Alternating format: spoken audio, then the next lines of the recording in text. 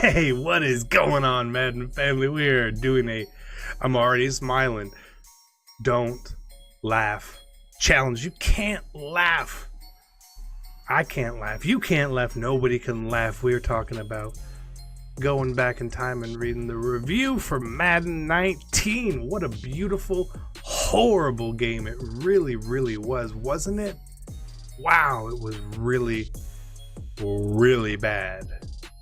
It was really bad. Some people think it was the worst Madden of all time. Some people think it was the worst 3 or worst 5. That all depends on your perspective. But I tell you who didn't think it was the worst of all time. IGN. Now, keep in mind, it's fair. What IGN is looking for when they review the game in July is very different than what we look for in the game. It's also very different that the version of the game they review is not the version of the game we were playing in September through today, honestly. So keep that in mind, but let's go see what they have to say about this.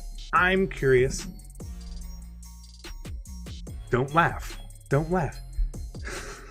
I'm already... Okay, I can't laugh.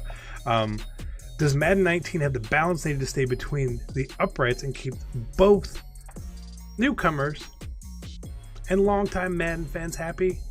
In short, yes, it does. Beautiful game. Talk about the game being beautiful. Real player motion is touted as the marquee gameplay enhancement and allows more control in game-changing situations. Insert laughter now. That's ridiculous. There's no way. In year 2 of the series, moved Frostbite. It's apparent the development team has learned how to maximize the technology. They didn't. No. No. You can see the growth on display and the excellent fluidity your players bring to the field. My personal opinion, this is one of the least fluid games we have played by far. You guys have played the Madden 20 beta. That's a fluid game. This guy? No. The field of the game continues to improve, especially with the enhanced controls. You'll see here stick talent translate on screen in fluid motions that'll have you bumping your fist in the air while you beat down your friends. Wow. But they did get something right. Spinning your way to a touchdown. God, Jesus, you nailed that one. Holy crap. Always safeties to contract on the ball and pick it off before momentum carries them out of bounds. That never happens. You always go out of bounds. Play action breaks down as a blitz catch. Yeah, the EA has no idea how to manage play action. Never have, never will. The game did look great visually. I'll give them that. Cool. Franchise customization. I know all the franchise people that I saw hated it. They thought it was trash. Scheme fits. An untouched gem. Untouched gem. This is IGN talking to us. IGN says Madden Ultimate Team is an untouched gem, and it's an 8th year. That's great.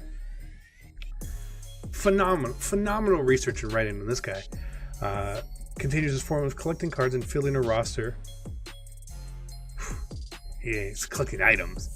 The biggest new addition to Madden 19 are solo challenge tournaments that offer up new opportunities against teams created by developers, athletes, and celebrities. That didn't really happen very much, did it? Creating another strong vein of content in the mode and a leaderboard system. Solo battles was a very good addition. Don't get me wrong, I thought it was pretty good. Talking about power-ups, cool.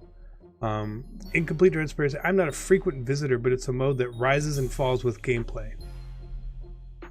That's fair. Devin Wade and Colt Cruz. The Cruz missile. He was back and nobody played it. Nobody played the game. You guys are wondering about the score. I know you are. I see you. Madden 19 returns the primary focus, moment-to-moment gameplay. False.